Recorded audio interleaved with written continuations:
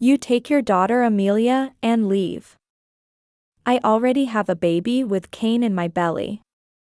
You and Amelia are getting in the way. At the words my sister told me, I let out a sigh and answered firmly. I'm willing to give her a divorce, but I can't keep my daughter Amelia. My younger sister's expression distorts my words.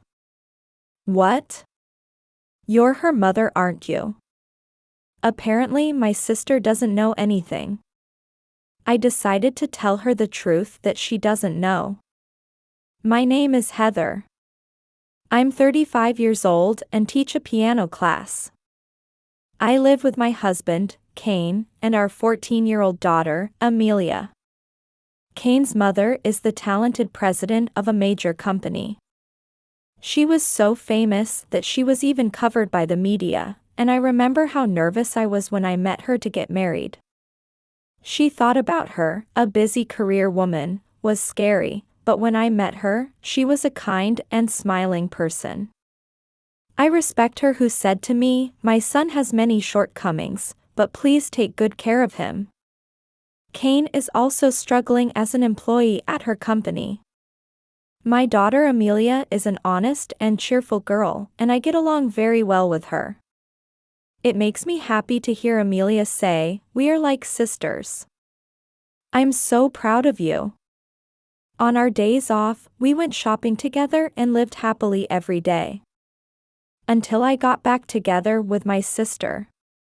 That year, it was unusual for the whole family to have a day off during summer. Amelia's club activities were canceled due to the extreme heat, so Cain and I were able to take summer vacation. Taking advantage of this holiday, we decided to return to my parents' home in the countryside.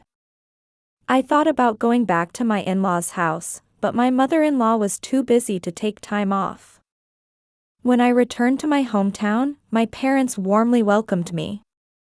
However, I noticed something strange. Oh, whose shoes are these? Among the shoes left at the entrance were shoes clearly intended for young people. As I was tilting my head over the sandals, which were probably not my mother's, I heard a voice from the back room saying, "Hey, sis. It's been a while. Are you surprised?" And my sister Laurel turned and looked at me. Issued. Laurel. What have you been up to?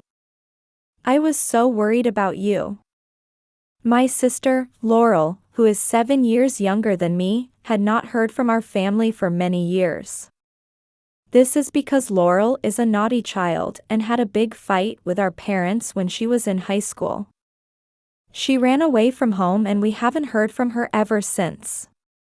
She seems to have had occasional contact with our mother, and we were only able to confirm that she was alive, but it seems that she had changed her mind and returned home like us during the holidays.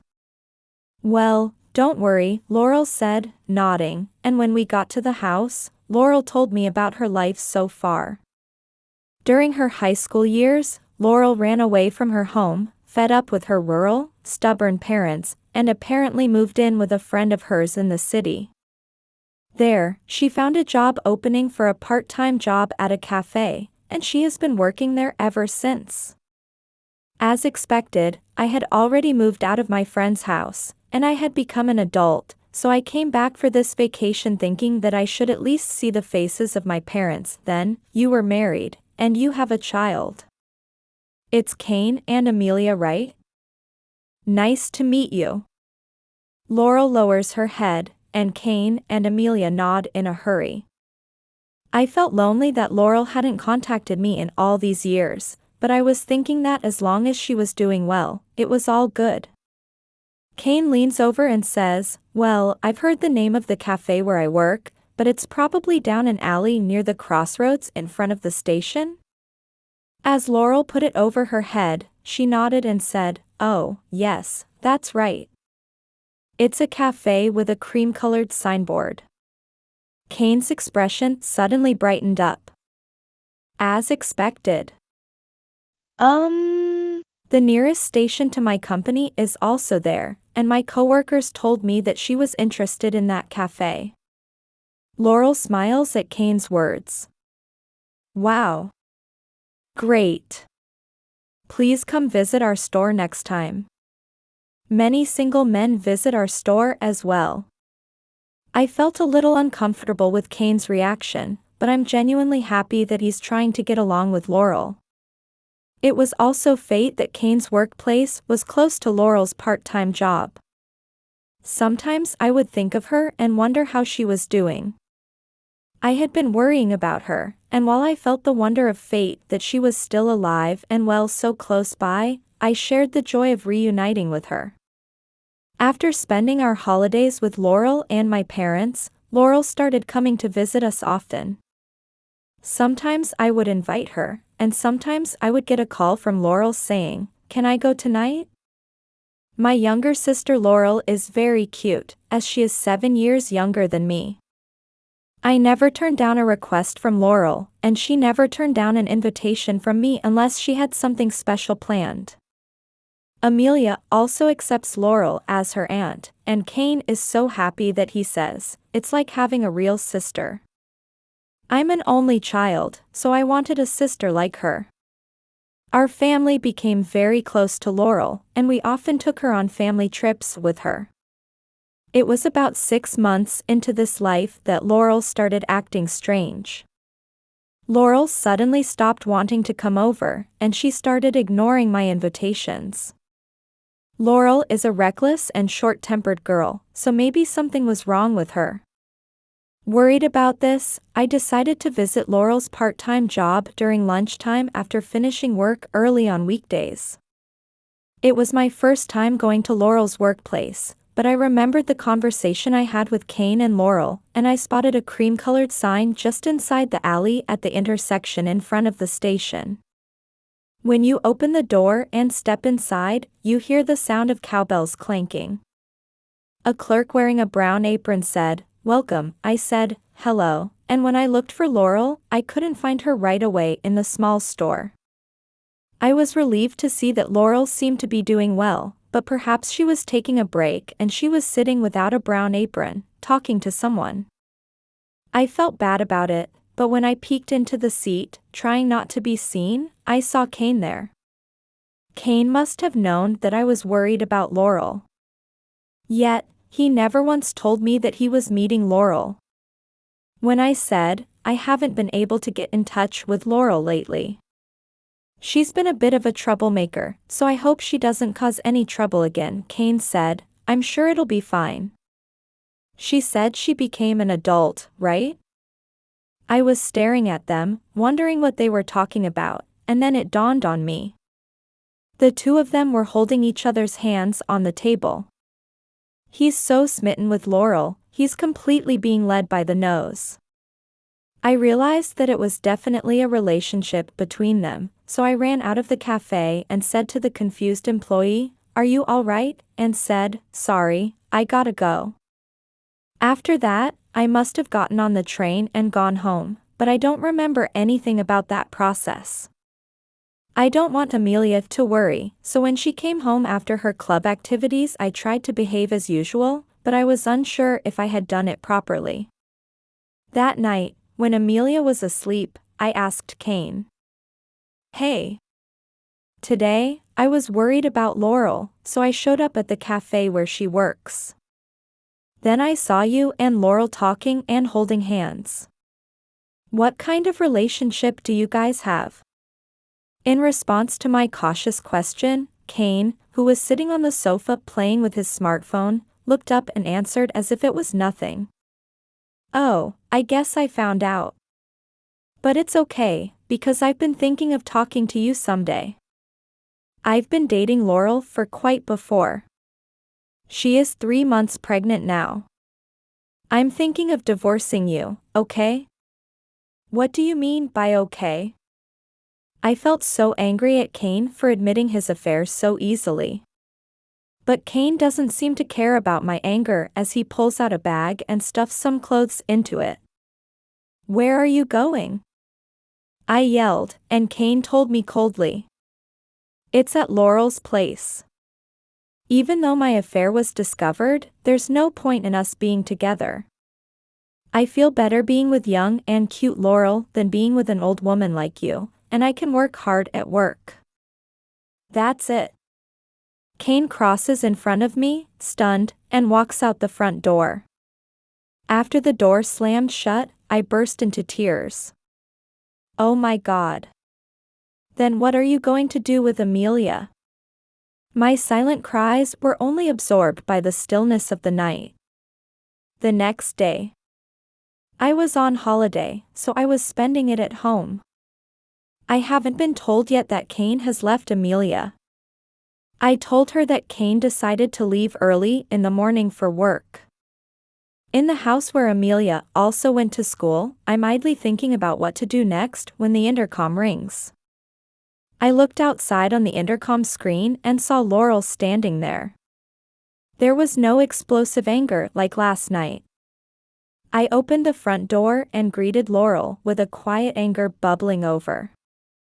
Laurel slowly walked into the hallway, closed her door, and with a bang, she threw her forehead to the ground and fell prostrate. I'm having a baby with Kane. I'm going to be his wife. It was the first time I saw a person kneeling on the ground. As I was looking down at that figure, I saw Laurel's eyes as she raised her head a little, and she stood up and started talking. Well, I'm sorry. But Kane also says he wants me, and I'm pregnant now. I want you to break up with Kane and leave with Amelia as soon as possible. Okay. Really? I said that in a voice that surprised even myself, and let Laurel into the house. I didn't think it was something to talk about at the door. I sat down at the table in the living room and confronted Laurel. I'll accept the divorce. But I can't keep Amelia. Laurel's expression twisted at my words. Huh? Amelia is getting in the way of me and Kane's new life. You understand, right? When the baby is born, Amelia is going to feel bad about it. It's natural for the mother to keep the child. I don't even understand that. You are her mother, right? You don't know anything. When I said this as if I was taken aback, Laurel asked, "What?" dissatisfied. I told Laurel the truth that she didn't know. Amelia is my stepchild. She was Kane's child. Amelia was one of my students in my piano class. There I met Kane, who was divorced and was her father. And I've got married. Huh? What is that? I didn't know that. I couldn't help but laugh when I saw Laurel looking so upset. Even though you're about to get married, you haven't really heard anything about it. So, is your marriage okay? At my mockery, Laurel's face turned red and she slammed the table and stood up. Don't worry. I'll talk to Kane and come back. Get ready for divorce. Laurel yelled at me, and I nodded yes, and kicked her out of my house. After she left, I was thinking about Amelia. Ever since I talked about getting divorced, I've been thinking about Amelia. I'm worried about Amelia, but I wonder what it would be like to take her in since she isn't related by blood. But as Laurel says, with a new baby in the family, Amelia may find herself feeling overwhelmed. It's been a few weeks since I spent my days worrying.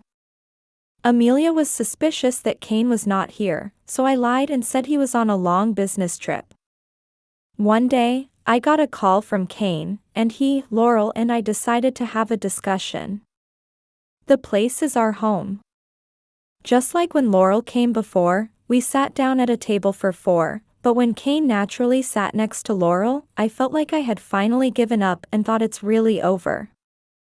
Kane was the first to speak up when the discussion began. As for Amelia, I have no intention of taking her in. She's a hindrance to my new life, so you should take her. You're calling your own daughter a nuisance. Are you serious? When I asked this with quiet anger, Kane nodded dramatically. I'm sure I'm serious about it. I want to start a new family with Laurel. I want to reset things. You're good friends with Amelia, right? Heather should take responsibility for raising Amelia. I let out a sigh as Kane was trying to push Amelia on me. I feel bad for Amelia for having someone like this as her father. I've been thinking about what to do about Amelia for a long time, but I feel like I've made a decision after seeing Kane's attitude. When I said with determination, "Okay, in return, please make sure to pay child support," Laurel, who had a straight face, smiled. "You did it, Kane. Now all the troublemakers are gone. From now on, it's just you and our baby." Even though it's in front of me, I silently stand up as they share their joy without hiding it. Then I handed Kane and Laurel the brown envelope I had left on the kitchen counter. "What is it? Isn't this too thick for your divorce papers?" "It's not a divorce papers. Just open it." I urge Laurel, who is looking at me like a fool, to open her brown envelope and take out her contents. Laurel's face gradually turned pale as she looked through the documents inside her. "What? What's written on it?" Kane looks into the document, but Laurel tries to hide it. "Don't look at it." Kane must have sensed the disturbing signs as well. Kane, who took the document from Laurel by force, looked at the contents of the document and was at a loss for words. What is this? It would be. The truth that Laurel was hiding is written there. Inside the brown envelope is an investigation report from the detective agency. I was planning to collect evidence that she had been having an affair and demand compensation, but an unexpected fact was discovered. It turned out that Laurel was a spendthrift and had accumulated a large amount of debt. Moreover, it turns out that Laurel worked as a stripper at night to pay off her debt, and that she had been having an affair with a regular customer she met there for several years. The document clearly states, with photos, that their relationship continues to this day. What do you mean? Does that mean you're dating someone else? Kane asks Laurel, her face red and furious. Laurel looked open and snorted. That's right. An old man like you has no attraction other than money, so it can't be helped. How dare you? Just as Kane was about to let Laurel get angry, I heard the yell from my phone, which was on her table. Stop it. While Laurel was confused and asked who. Kane seemed to be the only one who recognized the owner of the voice. Mom? Yes. In fact, without telling Kane and Laurel, I connected Kane's mother remotely by phone and let her hear all the conversations. She was divorced and accepted her son Kane, so she trusted me and always consulted with me. Regarding this matter, I had gone to consult her. Then, she made time out of her busy schedule and said she would participate in the discussion if she could do it remotely, which is how she participated today. Stop fighting now. It's really pathetic. Forgetting how much you owe to Heather, you really are a total idiot. Kane became smaller at the words of his mother. She continued. It's been discovered that you have been skipping work lately and going to a hotel with a woman there. Your subordinates are also complaining, and even though he's my son, I can't protect you anymore. Huh? Mom, what does that mean?